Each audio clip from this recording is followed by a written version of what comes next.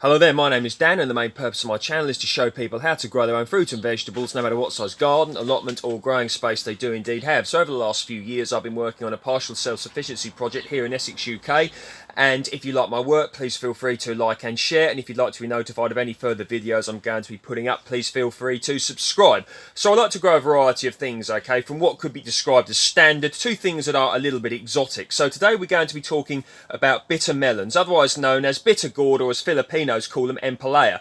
So, a few years ago I've been to the Philippines, okay, and I remember seeing Ampalaya over there, okay, and of course when you associate with Filipino people as well, Ampalaya, bitter gourd is very much a part of their cuisine. So very, very interesting thing to grow and to taste. Now, they're said to have beneficial properties for those people who have type 2 diabetes. Now, you're not to eat them upon my say so, you're meant to do your own research on this, but either way, they're interesting to grow, and if you can get them to germinate, they're certainly not that difficult to grow here in the UK, certainly not here in the southeast in a microclimate such as the polytunnel here. So I'll let you have a look at what I've got. So these are my bitter melons, bitter gourds, Ampalayas growing here in the corner of the polytunnel. So they're part of a further melon project, which I've got lots of videos on the recent uploads if you want to check them out. So what I'll do is I'll just show you the vines here. Now they're quite an interesting vine and they can make a nice size. They're quite ornamental. You get lovely nice little yellow flowers on them, and the best way I've found to grow them is to grow them upstream, things like this.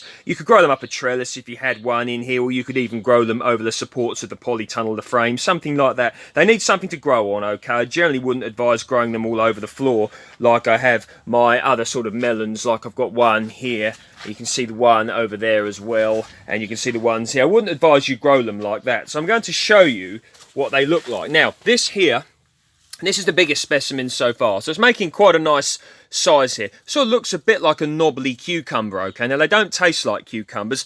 They've got a bitter taste, unsurprisingly, known as bitter melon. They could be described as an acquired taste, but certainly interesting. There's one here so far, and there's one down here. So let's just see that as well. And got some smaller ones coming here, and in my experience of growing these, you generally get the majority of the crop late September into October.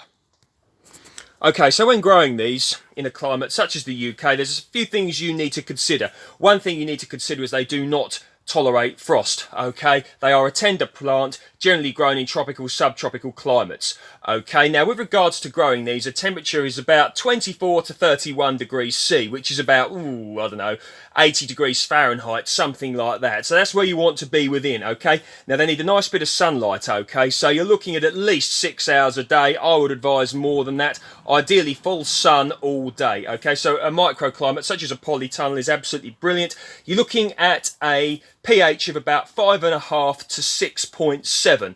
Okay, that's one thing you want to be looking for.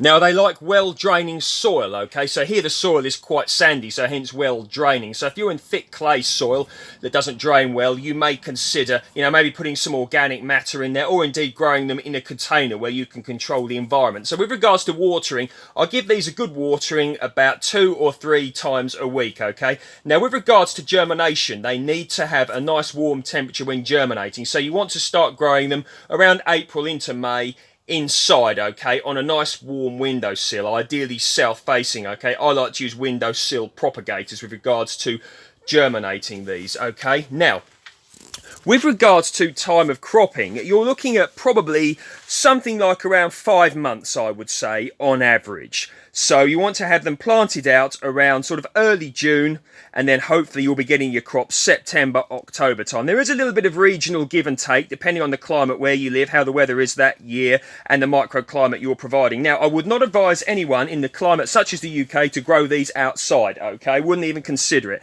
I've tried it before here in the southeast, and the plants just did not grow, okay? They like to be warm. Now, with regards to the root temperature, you want to make sure that you keep the roots warm as well, okay? And this is particularly important, I've found, when the plants are in their immature stage. Now, the way that I do this, okay, you can see that I've got here this sort of black plastic down here. These are black plastic bags which help to warm up the soil, okay? Now, even when the plants are small, you could even consider watering them with tepid water so that you keep the growing medium nice and warm.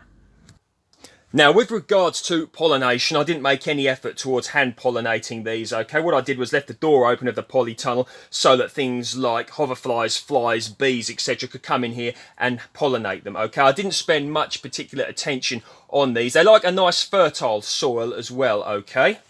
And I didn't test the pH or anything like that of the soil. I simply got them to germinate and put them in. Now, one thing with regards to growing bitter melons that people struggle with is germination, okay? And what I would advise people to do with regards to this is to buy your seeds from a variety of sources, okay? Different companies. Let's say you really want to get some to germinate, and you can find 10 companies that you can buy the seeds from.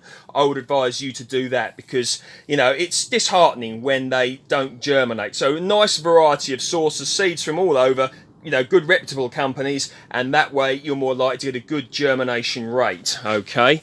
So, with regards to growing bitter melons, yes, I would advise people, if it floats their boat, certainly to have a go at growing these. Now, I remember, back in my days when I went to the Philippines, long time ago now, but things like sayote, I've tried to grow that before. The one, sayote and bitter melon. Bitter melon I've certainly had good success with, and you can see here that it's very much worth your effort if you can provide what it requires. Okay, so I've barked out a lot of information there. I've tried to get it over to you quite quickly, but if there's any comments, questions or whatevers, please feel free to post below. Water with rainwater if you can. I know that's not always possible, and in fact I'll show you what I use to germinate them with.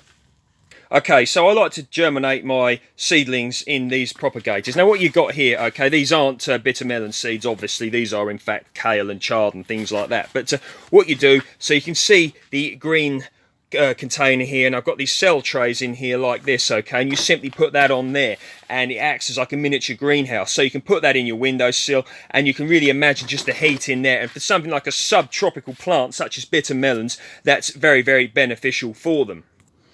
Right, there you go. So there's another exotic, there's another melon for you to add to your list if you want to. So I think I've summed up most things in that, but if you've got any comments, questions, whatevers, please feel free to post them below. And yeah, absolutely wonderful, isn't it? Absolutely wonderful, fliff-loads and flaff-loads.